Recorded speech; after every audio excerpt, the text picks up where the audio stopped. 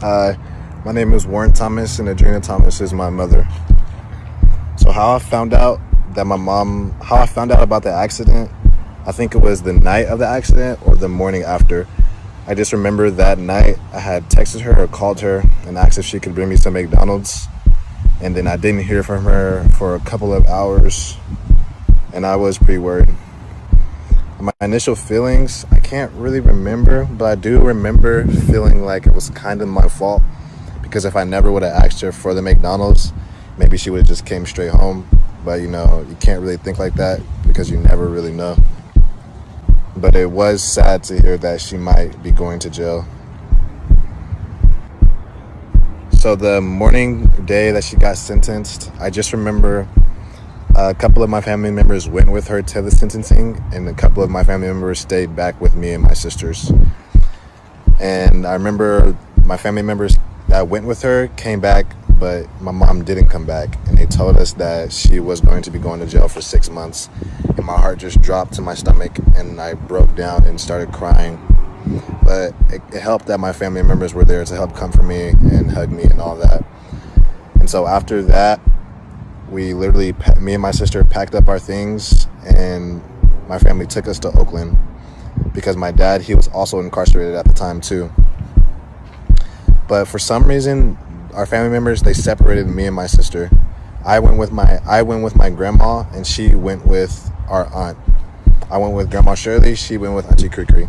I still to this day don't know why they would do that, and it just made it extra harder for us. Living with my grandma in Oakland was a huge change. It was a huge change from living in Sacramento and going to school every day, and then going to Oakland and then not going to school every day. It did not help at all.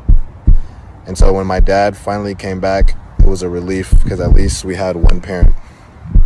And so we went back to Sacramento, and I just remember that was also a big change. Living at home without my mom, you really noticed how much she does for the house. Because when we got back, the house was dirty about 80% of the time. I just remember the feeling of, I don't know, it's hard to explain, but it was not a good feeling. I remember having dreams of my mom coming back from jail, and then waking up and realizing that it was just a dream, and my heart would drop to my stomach, and that would just kill me. I can still remember the feeling I had when I found out that she was not going to come back, and I didn't even know the next time I would see her. It was terrible. I was breaking down crying, but it helped that my family was there to comfort me and help me. But it was still just such an unreal moment. I can't even describe the pain. I want to say rest in peace to John Harris, and I give my condolences to your family, and I apologize for what happened to him, because if that was my father that died that night, I would not be the man I am today. I don't know where I would be today, honestly.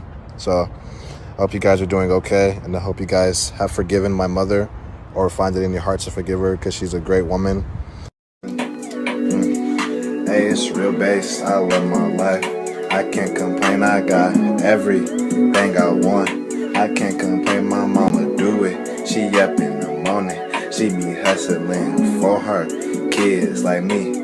Every day we is her world, she is my world. I do anything for that little girl. I put that on my soul.